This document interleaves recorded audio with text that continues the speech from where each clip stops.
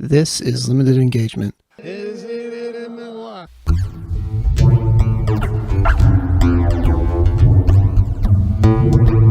How much time do you spend thinking about what you're gonna have done?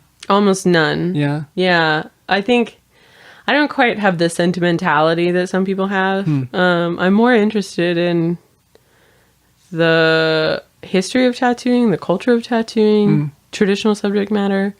I don't, other than like the first few tattoos I got when I was like 18, I don't really have anything that you couldn't find in a book. Other than the fact that some of it's like custom drawn, right? Like, Sure. But like, I have like, especially the Japanese tattoos, right? I have a Niue monster on my back, which is like a traditional Japanese subject matter, like a yokai demon kind of thing. And then and it's traditional background, and it arrowed in the head falling into the Sea of Japan, Wow. right? And that is the subject matter. I wasn't like, I want a cool monster. And it was like, I know this from like ukiyo-e, right? Like the woodblock prints. Like, this is traditional subject matter. It's what I want.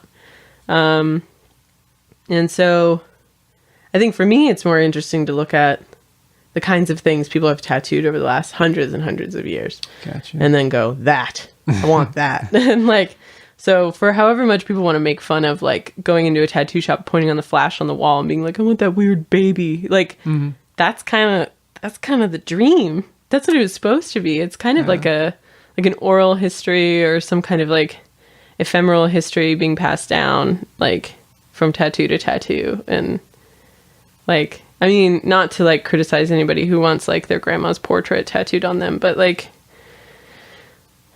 to me, there's more depth in the art form by learning about the art form and participating in it.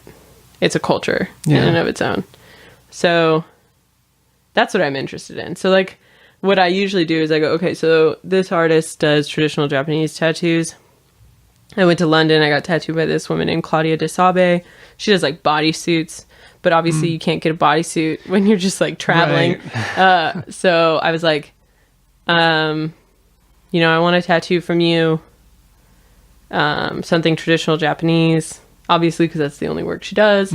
And I'm thinking either like a peony or like a daruma or something like that. Something you can do in one fell swoop. She's like, great. See you when you get here. And I didn't know what it was going to be. Huh. Right. And you left it up to her at that point? Yeah. I think if I give somebody a sense of what I want. Well, also, like, the other thing, too, is, like, I think once you have so many tattoos, they all become less meaningful because you don't have random people going, what does it mean? What does it symbolize? And I think, like, at a certain point, they just go, you're really tattooed. And that's it. So, like, then the tattoos become, like, about the things that I'm interested in and collecting the things that I'm interested in, and not so much about, like, presenting them to strangers, right? Yeah. Because like I don't think anybody looks at me and goes, "Oh, she's the girl with like the fish tattoo," right? Because like you're just like your eyes can't focus on like the one thing. Yeah.